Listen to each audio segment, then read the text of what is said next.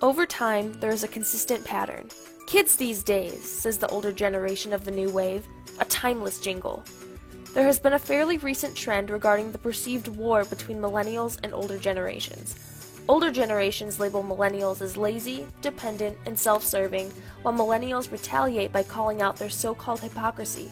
After all, older generations too have succumbed to the compulsory, inevitable use of technology in everyday life. However, is this trend even at all recent? Things actually haven't changed much over time. It's tradition, nearly a rite of passage, for each new wave, each new generation, to be reprimanded for indulging in the new, whether it be new technology, new fashion, new music, new fads. My parents did it to me, whose parents did it to them, whose parents did it to them. If this is such a recurring pattern, why are generations labeled and numbered through time, rather than being conceptually portrayed more accurately, as a cyclical pattern, a ceaseless loop? As unique and special as each generation desires to be, they all end up being the same, with the same aspirations, same fears, same desires, same motives. Naturally, this includes the use of technology. Millennials are labeled mostly by the amount of time spent on the internet and are seemingly begrudged by their elders simply due to the fact that they have the world at their fingertips. They literally possess infinite knowledge in the palm of their hand. Older generations seem to take pride in the fact that they had to do things manually, like scour an encyclopedia for information or stick a pen through a cassette tape to reset it. This gives the illusion that millennials don't work for what they have, yet these older generations must be forgetting that their parents did the same thing to them. If baby boomers had the options we do today, they too would have taken advantage and utilized it. Who wouldn't utilize the opportunity to live a life of ease and efficiency? There's this thing in the writing world known as chat. We use chat to help us think about and study the complex genres that we encounter in the world. Chat is basically a way for us to better understand the complete systems of literate activity and apply its specific elements to our everyday lives. There are a few chat terms that we can break down to help us dissect the topic at hand. We'll only be looking at a few today. The us versus them component has always been a recurring theme in human nature. Groups tend to favor their own groups while simultaneously disliking others. Similarly, each generation is naturally biased toward their own. Depending on which generation you were born into, that subsequently shapes how you think and feel about your own, which in turn shapes your generational identity, similar to gender identity or racial identity. As time goes on, this component is reinforced by stereotypes, which can influence others' opinions of your generation. For instance, there's a stereotype that older generations are technologically inept, or that younger generations are lazy and self-centered. The way people conceptualize an idea, such as generational differences and how they think about and talk about that idea, is what we call representation. At times, representation can correlate with reception, how an idea is taken up and used by others. As we will see, the idea of generations and how they behave is continually treated the same way throughout time. It's what we could call consistent reception. For instance, Gen Xers were once quoted by Newsweek as the generation that dropped out without ever turning on the news or tuning into the social issues around them. Sound familiar, millennials? We will be talking to people sampled from different generations, discussing with them their views on generational differences, technology, and social media. Obviously, these individuals do not directly represent each generation as a whole, but rather serve as interesting illustrations of generational cross-sections I've noticed in my own family. In a few words, describe your own generation.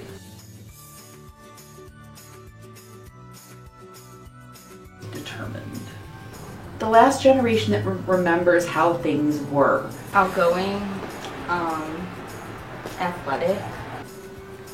Generation that grew up with more than any other generation, had more opportunities than any other generation. We had rock and roll. I think our generation wasn't much different than other generations. In a few words, describe baby boomers' generation.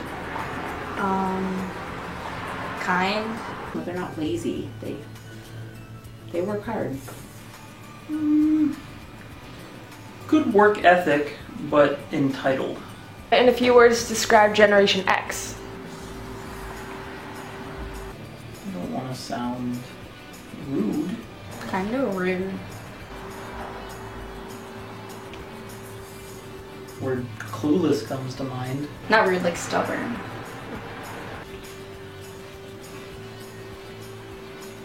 Our children.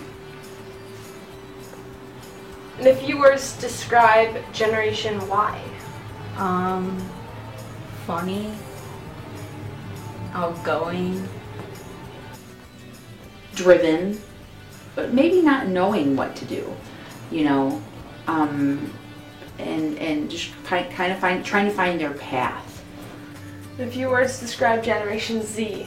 I think that everything's hard for them. They want everything to come easy to them, instantly, instant gratification.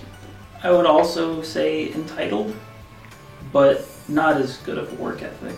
Now we're really hitting that everybody's a winner thing. What do you think was different about your childhood compared to the other generation's childhoods? like in my childhood you can grow up like looking stuff up on a computer and like on your phone, and the other generations like you really couldn't. My generation came of age at a time where the internet and modern technology was starting to flourish and explode. Like, because I think my childhood might have been somewhat similar to a baby boomer, only because there wasn't really a whole lot of technology. When we were younger, our entertainment, and this is technology again, was outside. Technology. Baby boomers grew up seeing it, millennials grew up knowing it. However, according to Tech.com, baby boomers still spend more money on technology than any other generation. There's a widely conceived notion that older people don't know how to use technology, while younger people are tech-savvy experts. Is this really true? We try and stay current with things. Yeah.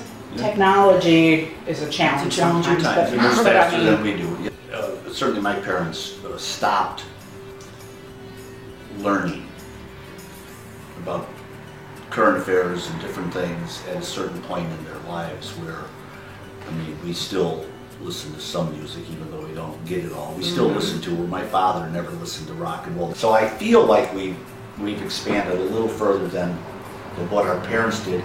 But maybe to the Generation Z, maybe we haven't moved one inch. Technology is seen as the defining factor of innovation and progression. Its trajectory has had a major impact on the way people of each generation in each era have used it. Technology's evolution has been mechanical and tangible, but there is an underlying social change, or lack thereof, that has accompanied it. What has been the most innovative technological invention in your lifetime? Oh, definitely the smartphone. Probably like smartphones. Say smartphones. Smartphone. well, the smartphone in particular. You can access the collective human knowledge from your pocket while you're just sitting there on the toilet or whatever. Do you feel like you ever struggle with some technologies? And if so, why? Sometimes with like computers, like getting them like to hook up to Wi-Fi or something like that. So not like big things. Still don't know how to. I still don't know how to answer my cell phone sometimes. Because I don't use my cell phone. Most of the time the battery's dead. Because I don't care. If it's something I care about, I learn it and try to master it. But if it's something that I care less about, telephones and communication is something that I don't seem to care about. Because I don't feel that I need to communicate that often with people. And if I do, I prefer to do it face to face.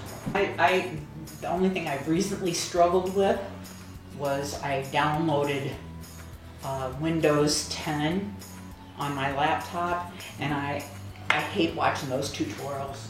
So I haven't, and so I've struggled with it. To this day, I still struggle with it because I just find it and just mess with it until I find what I want.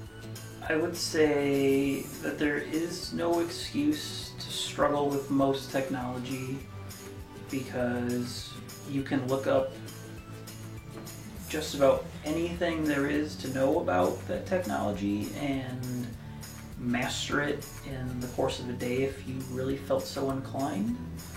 I usually do the trial and error method. I don't think so. The only time I would struggle if it's like a new program or something, but then I mostly just teach myself. Trial and error. So do you feel like technology can help or hinder your life? Well, it certainly helped my life with banking and being able to move money seamlessly, email with friends. I mean, I know a lot of people just don't, the younger generation doesn't use email as much, but I certainly do.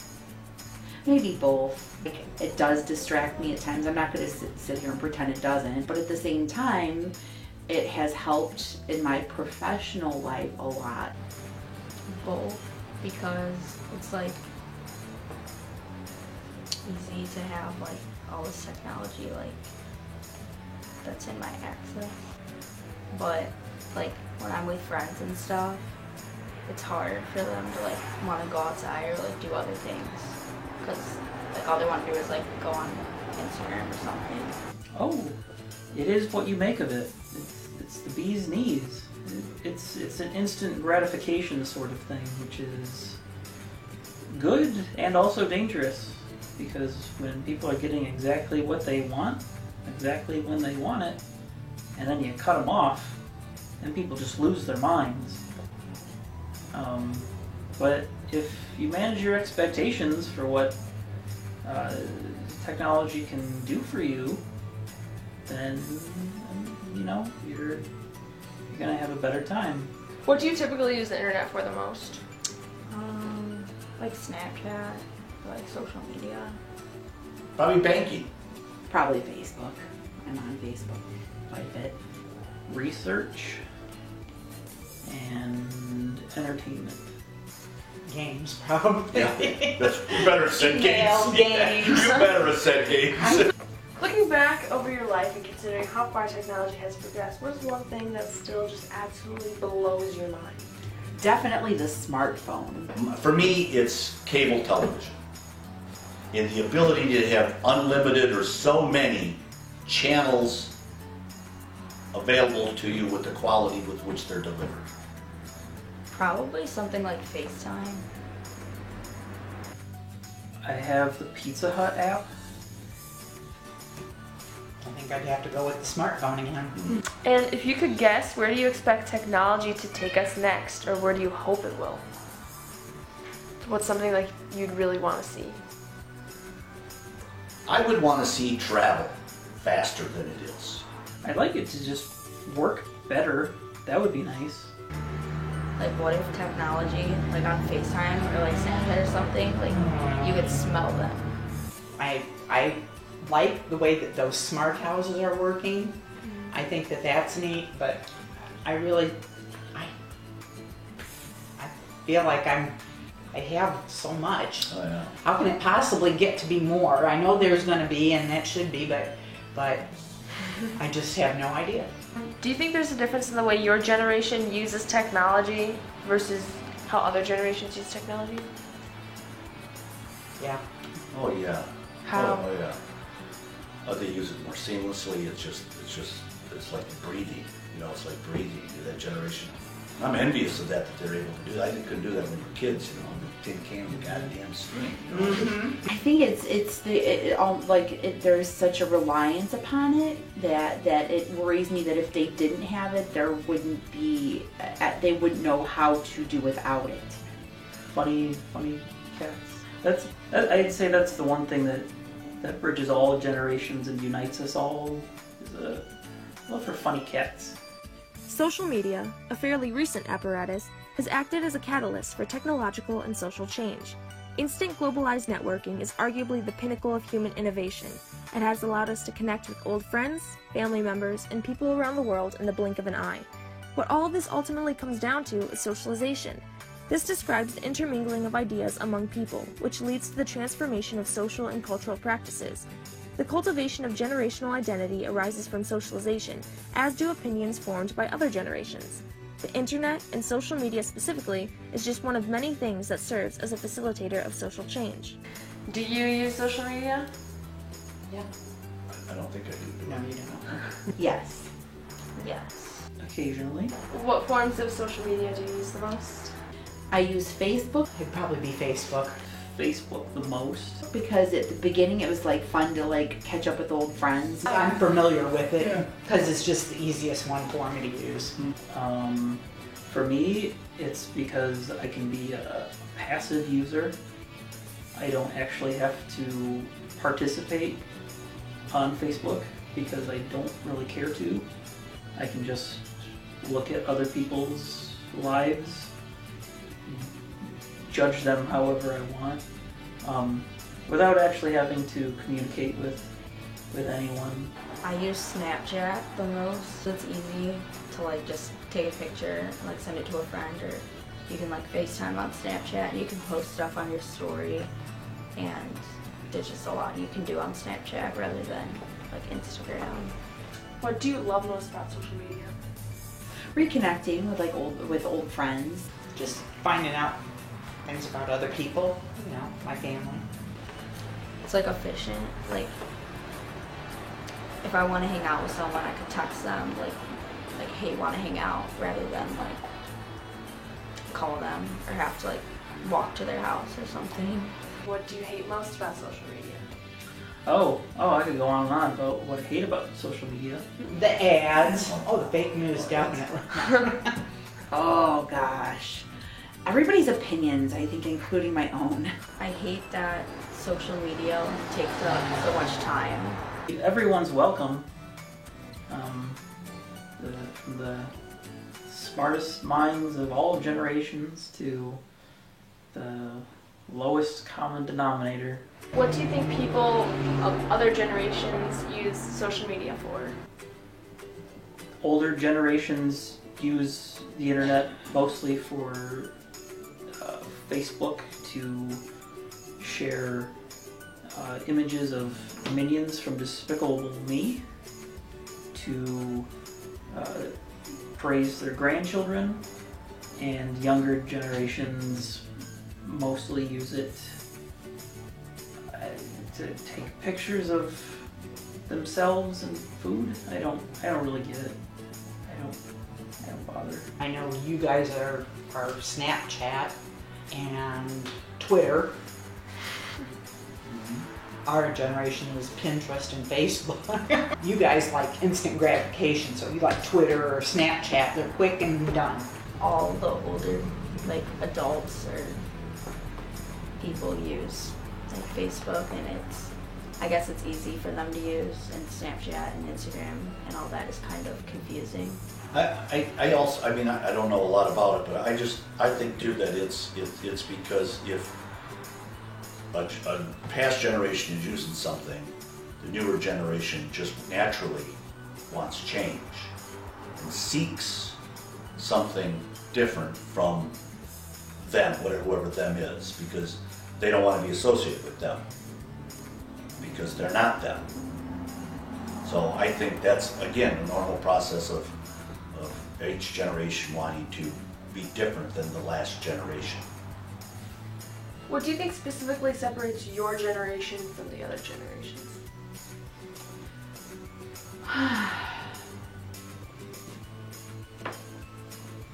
Time? In my mind, I don't think so. Because I really don't believe each generation is different. Wait, what? Jim, are you implying that there really are no differences between generations, and that they naturally act the same over time because of inherent social patterns? You know, I look at it as really no different than what I was. I think that maybe some technology changes in that, but I still think that the kids were just the same as the kids were when I grew up. I don't see a generation change really between any generation. I may see some technology changes and a few things here and there, but I think in general, not much difference. I say certainly technology changes, which changes some behavior, but I don't know that it changes the inner person and the inner generation and what they want and hopes and dreams are. Well, there you have it. Jim is reinforcing the point that although there's a clear progression of technology over time, people stay the same. As they age, they might forget that they too experienced the same treatment as today's generations, or that their parents went through the same culture shock as well. But the same cycle of feelings and behaviors can only be attributed to the fact that people of all generations still share the same intrinsic attitudes toward technology, age, time, and life.